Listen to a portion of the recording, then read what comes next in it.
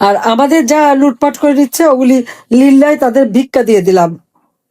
ইউনূস এবং ইউনূসের গভর্নমেন্ট সরকারকে আমি এই লকারে সবকিছু ভিক্ষা দিয়ে দিলাম।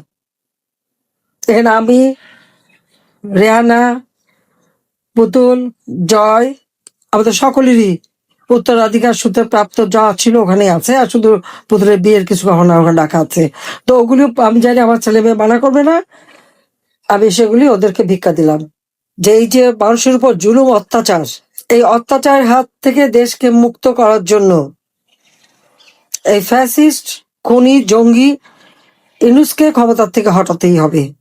নইলে এদেশের মানুষ এখন কেবল 6 কোটি মানুষ দরিদ্র সীমায় চলে গেছে। মোটে ইউনূসের কি সাফল্য, 1 বছরের মধ্যে 6 কোটি মানুষকে দারিদ্র্যের সীমায় পৌঁছে দিয়েছে। যেখানে আমি শেখ হাসিনা দেশের কাজ করে, মানুষের কাজ করে, আর্থসামাজিক উন্নতি করে 5 কোটি মানুষকে নিম্নবিত্ত থেকে মধ্যবিত্তে তুলে এনেছিলাম। আজকে তারা আবার সে নিম্নবিত্ত একেবারে নিঃস্ব।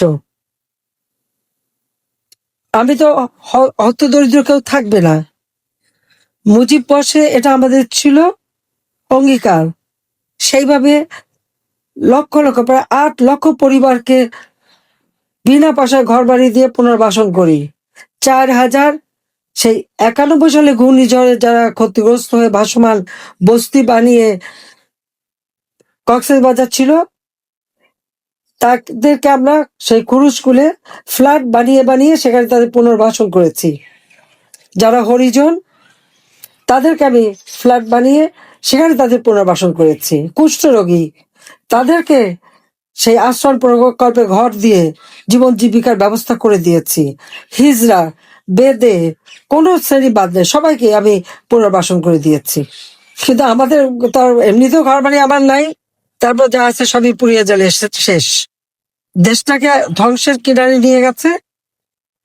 যে বাংলাদেশ সম্পর্কে মানুষের আগে একটা উচ্চ ধারণা ছিল, উন্নয়নের রোল মডেল হিসেবে যে বাংলাদেশ বিশ্বে মর্যাদা পেয়েছিল, আজকে সেই বাংলাদেশকে ভিক্ষুকের জাতিতে পরিণত করেছে এই সুদখোর খুনি ইউনূস এবং তার স্বাধীনতা বিরোধী এবং জঙ্গি গোষ্ঠীকে নিয়ে।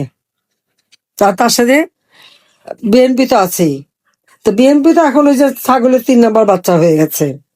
ইউনূস আর ইউনূসের কি এনসিপি পার্টি খাচ্ছে, সাথে জামাত, আর বিএনপি না খেয়ে লাফাচ্ছে। যে ছাগলের 3টে বাচ্চা দেখবেন, 2টা দুধ খায়, একটা পাশ দেখালি লাফায়। আমার গণভবনে আমার ছাগলের 3টে বাচ্চা ছিল, তাকেই দেখছে এইভাবে। আজকে দেশটাকে বাঁচাতে হলে, দেশের মানুষকে বাঁচাতে হলে, দরিদ্র মানুষগুলিকে বাঁচাতে হলে, রিক্সাওয়ালা, দিন মজুর, খেটে খাওয়া মানুষ, তাদের ভাগ্য পরিবর্তন করতে হলে এই সুদের ব্যবসা বাড়ানোর জন্য মানুষকে দরিদ্র করা, এটা বন্ধ করা একান্ত দরকার। তার জন্য এই ফ্যাসিস্ট জঙ্গি ইউনূসকে ক্ষমতা থেকে সরানোর জন্য যা কিছু আছে তাই নিয়ে সকলে মিলে এক হয়ে আপনারা কাজ করবেন, সেটা আমি চাই। যে বাংলাদেশটাকে এত সুন্দরভাবে গড়ে তুলেছিলাম, আজকে সেই বাংলাদেশটাকে সম্পূর্ণ ধ্বংস করে দিল। তারপর তো লোভ তার যায় না। অগ্নি সন্ত্রাস করতে করতে এখন তো বস্তি, আজকে বস্তিতে আগুন দিয়েছে কেন? ওখানে নাকি একটা প্রজেক্ট হবে। আমরা কোনো প্রজেক্ট করতে গেলে বস্তিবাসী হোক আর ভূমিহীন হোক, তাদেরকে পুনর্বাসনের ব্যবস্থা করেই করতাম। আওয়ামী লীগ কখনো এভাবে উৎখাত করেনি। তাদেরকে নোটিশ দেওয়া হয়েছে, আর নোটিশ দেওয়ার সাথে সাথে তাদের সরে যেতে। এই শীতের মধ্যে ওরা যাবে কোথায়, থাকবে কোথায়? দিনের পর দিন তারা এখানে আসছে, এখান থেকে তাদের জীবন জীবিকা। বাস বস্তি জ্বলা শুরু করলো। একটা মানুষ তার কোনো জিনিস নিয়ে বেরোতে পারেনি, একটা শূন্য হয়ে রিক্ত হাতে তাকে কোনো মতে জীবনটা নিয়ে বেঁচে আসতে হয়েছে। কতজন পুড়ে মারা গেছে এখনো সে খবর দেওয়া হয়নি। এই আগুনটা সম্পূর্ণ চক্রান্ত করেই করা। তারপর দেখবেন ওখানে হয়তো কোনো একটা প্রজেক্ট করে পয়সা খাবে, সেই তালে আছে। সেই জন্য গরিবের পেটে লাথি মারা। অগ্রণী ব্যাংকে আমার লকার, আর একটা ব্যাংকে, পূবালী ব্যাংকে, সে পাকিস্তান আমল থেকে গহনাগাটির লকারই আমরা রাখতাম, আমাদের পারিবারিক সবার। 1981 সালে আমি যখন ফিরে আসি, জিয়াউর রহমান যখন বেঁচে ছিল আমাকে কিন্তু 32 নম্বরে ঢুকতে দেয়নি। জিয়া যখন নিহত হলো, এরপরে সাত্তার সরকার অর্থাৎ বিএনপি সরকার ক্ষমতায়, 12ই জুন 32 নম্বর আমার কাছে হস্তান্তর করবে। ধুলাবাড়ি ময়লা সমস্ত ভরা জায়গা, রক্তের দাগ সব ওখানে। আমার কাছ থেকে সই করালো 72 পাতা, বললাম আমি আইনজীবী দ্বারা করবো, এক বাড়িতে তো মার্ডার হয়েছে, না সেটা হবে না। তারপরে প্রচার, কত শতভরি সোনা দানা পাওয়া গেছে, এই পাওয়া গেছে। আমরা হ্যাঁ, পাওয়া তো যাবে, আমরা তো ভেসে আসা পরিবার না। আজকে আবার অগ্রণী ব্যাংকে তালা ভেঙেছে, কেন তালা ভাঙলো? চাবি তো আমার কাছে, আমি তো এখনো জীবিত আছি। তা আমি যেখানে এখনো জীবিত আছি, আর মামলায় কেবল একটা রায় দিয়েছে, এই রায়ের সব ধাপ তো শেষও হয়নি, তার আগেই কেন হাত দেবে?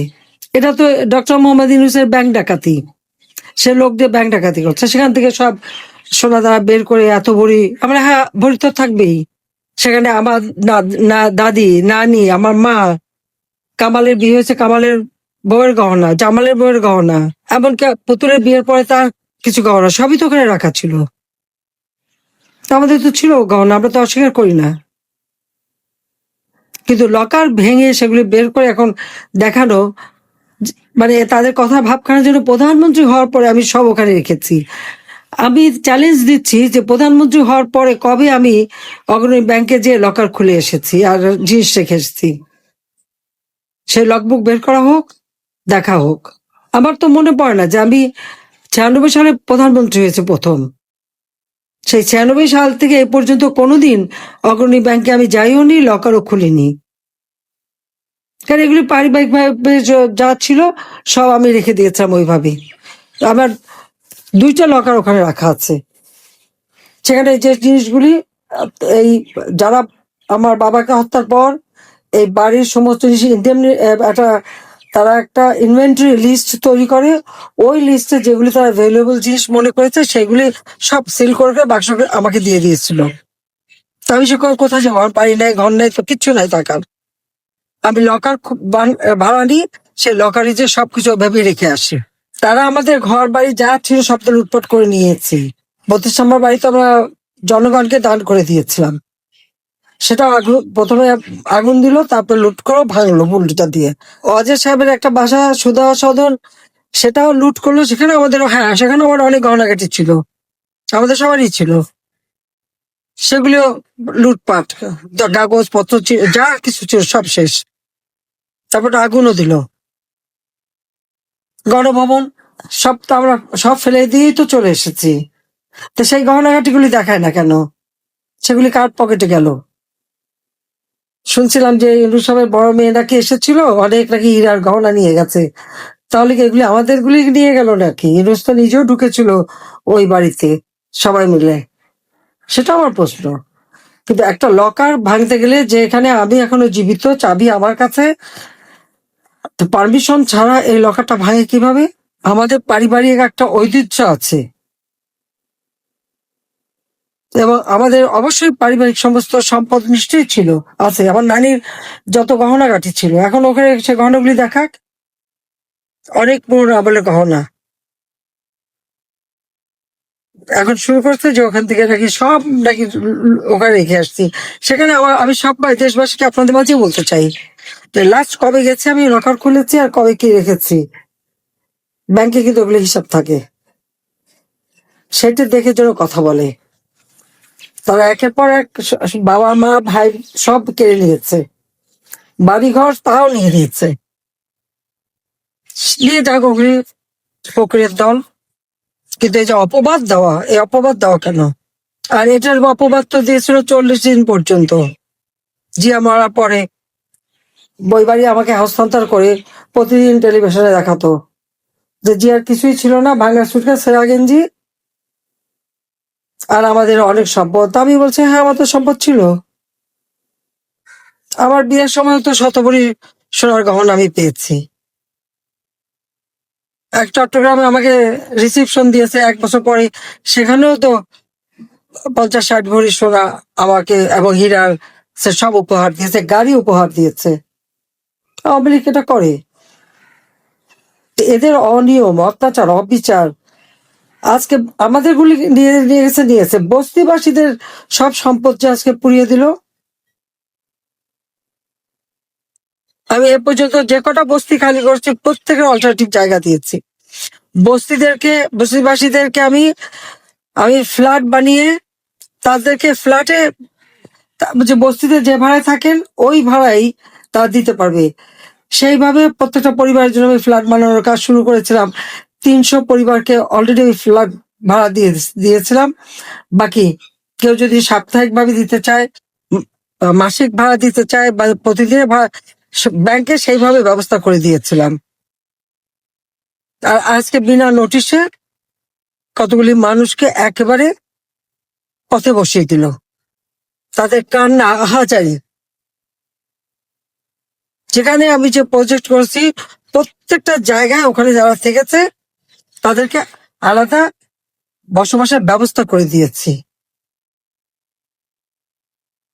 আর এখন কোন রকম মানবিকতা নাই, কিচ্ছু নেই।